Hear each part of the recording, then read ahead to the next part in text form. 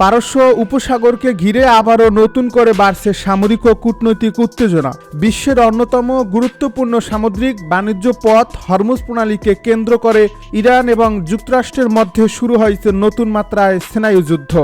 Tehran স্পষ্ট ভাষায় জানিয়ে দিয়েছে, এই কৌশলগত জলপথে কোনো ধরনের উস্কানিমূলক কর্মকাণ্ড কিংবা একতরফা সামরিক তৎপরতা তারা মেনে নেবে না।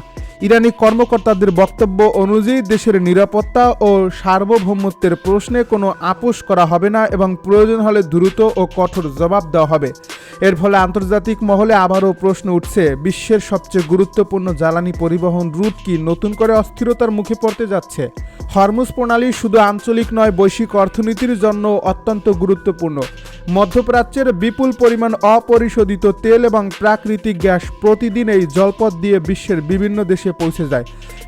সে কারণেই এই অঞ্চলে সামান্য উত্তেজনাও আন্তর্জাতিক জ্বালানি বাজারে বড় ধরনের প্রভাব ফেলতে পারে। বিশ্লেষকদের মতে ইরান ও যুক্তরাষ্ট্রের পাল্টাপাল্টি অবস্থান কেবল সামরিক হিসাবেই নয়, বিশ্ববাজারের জন্য উদ্বেগের কারণ হয়ে উঠেছে। ইরানের কয়েকজন কর্মকর্তা সাম্প্রতিক বক্তব্যে যদি দাবি করেছেন, হরমুজ প্রণালীতে নিরাপত্তা ও জাহাজ চলাচল পর্যবেক্ষণের দায়িত্ব তাদের নিজস্ব ব্যবস্থাপনায় পরিচালিত হচ্ছে। তাদের ভাষ্য অনুযায়ী এই জলপথে চলাচলকারী প্রতিটি জাহাজকে নির্ধারিত নিরাপত্তা নির্দেশনা অনুসরণ করতে হবে, অন্যথায় পরিস্থিতি জটিল হয়ে উঠতে পারে। একই সঙ্গে তেহরান অভিযোগ করেছে, কিছু বিদেশি পক্ষ ইচ্ছাকৃতভাবে উত্তেজনা তৈরির চেষ্টা করছে, যা আঞ্চলিক স্থিতিশীলতার জন্য হুমকি সৃষ্টি করছে। অন্যদিকে সাম্প্রতিক সময়ে কয়েকটি আন্তর্জাতিক জাহাজকে ঘিরে বিভিন্ন ঘটনার খবর সামনে এসেছে। বিভিন্ন প্রতিবেদনে দাবি করা হয়েছে, কিছু জাহাজ নির্ধারিত নিরাপত্তা নির্দেশনা অনুসরণ না করায় উত্তেজনাপূর্ণ পরিস্থিতির সৃষ্টি হয়। যদিও এসব ঘটনার দায় নিয়ে ভিন্ন ভিন্ন পক্ষ ভিন্ন ভিন্ন বক্তব্য দিয়েছে এবং আন্তর্জাতিকভাবে সব তথ্য স্বাধীনভাবে নিশ্চিত করা সম্ভব হয়নি। তবে এই ঘটনাগুলোর পর থেকেই হরমুজ প্রণালীকে ঘিরে নিরাপত্তা ব্যবস্থা আরও কঠোর হয়েছে বলে একাধিক সূত্রে উল্লেখ করা হয়েছে। বিশ্লেষকদের মতে ইরান দীর্ঘদিন ধরেই হরমুজ প্রণালীকে নিজের জাতীয় নিরাপত্তার অন্যতম গুরুত্বপূর্ণ অংশ হিসাবে বিবেচনা করে।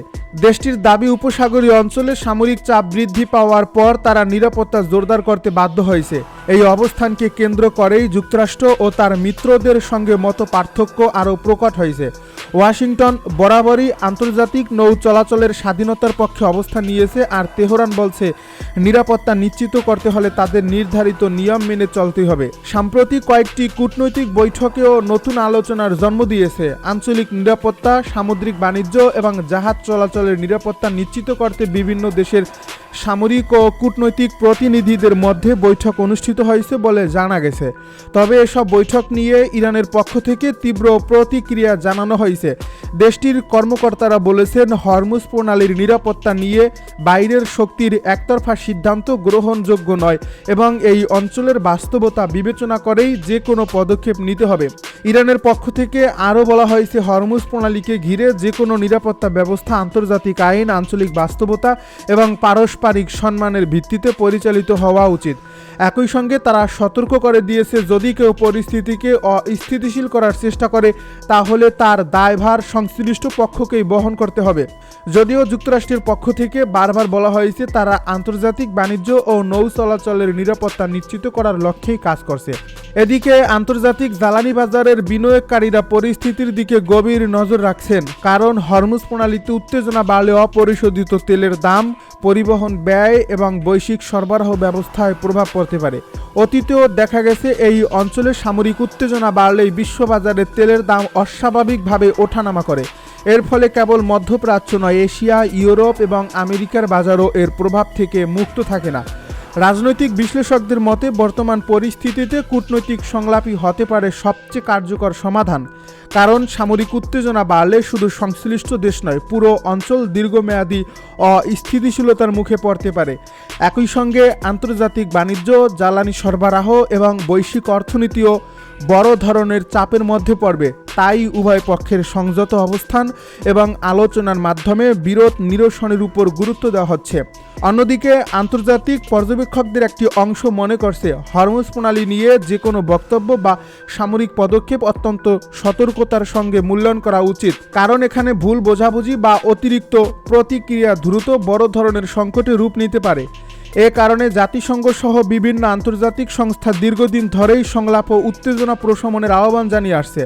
সব মিলিয়ে পারস্য উপসাগরের বর্তমান পরিস্থিতি আবারও প্রমাণ করছে হরমুজ প্রণালী শুধু একটি সামুদ্রিক পথ নয়, এটি বিশ্ব রাজনীতি, জ্বালানি নিরাপত্তা এবং আন্তর্জাতিক কূটনীতির অন্যতম গুরুত্বপূর্ণ কেন্দ্রবিন্দু। ইরানের কঠোর অবস্থান, যুক্তরাষ্ট্রের নিরাপত্তা তৎপরতা এবং আন্তর্জাতিক মহলের উদ্বেগ সবকিছু মিলিয়ে পরিস্থিতি এখন অত্যন্ত স্পর্শকাতর। আগামী দিনগুলোতে কূটনৈতিক আলোচনাই এবার এই সংকটকে শান্ত করবে নাকি উত্তেজনা আরও বাড়বে, সেটি এখন বিশ্ববাসীর সবচেয়ে বড় প্রশ্ন। তবে এমন আলোচনায় ইরানের ক্ষেপণাস্ত্র কর্মসূচি কিংবা পারমাণবিক কার্যক্রম কতটা অন্তর্ভুক্ত হবে তা এখনও পরিষ্কার নয়। সমঝোতার সীমা ও কার্যকারিতা নিয়ে আন্তর্জাতিক মহলে নানা ধরনের আলোচনা চলছে। অনেক বিশ্লেষক বলছেন ভবিষ্যতের যে কোনো সমঝোতা হবে অত্যন্ত জটিল এবং বহু পক্ষের স্বার্থের সঙ্গে সংশ্লিষ্ট।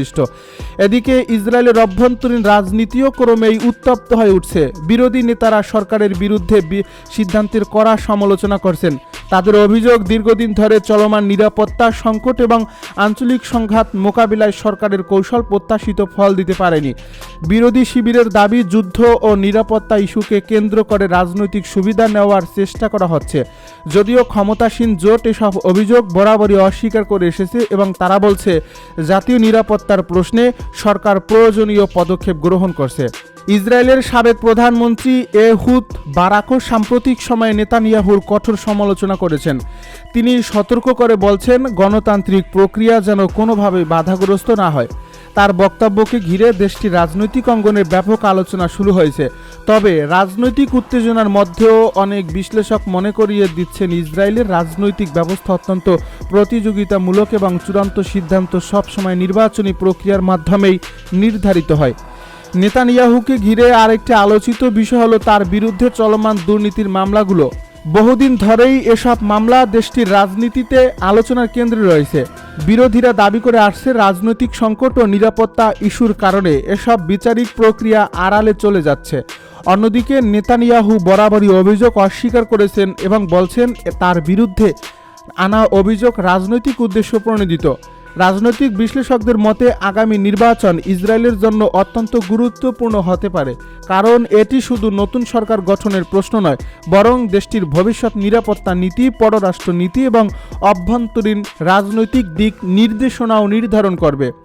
এর ফলে বিরোধী দলগুলো এখন থেকেই নিজেদের অবস্থান শক্ত করার চেষ্টা করছে, আর ক্ষমতাসীন জোটও রাজনৈতিক সমর্থন ধরে রাখতে বিভিন্ন উদ্যোগ নিচ্ছে।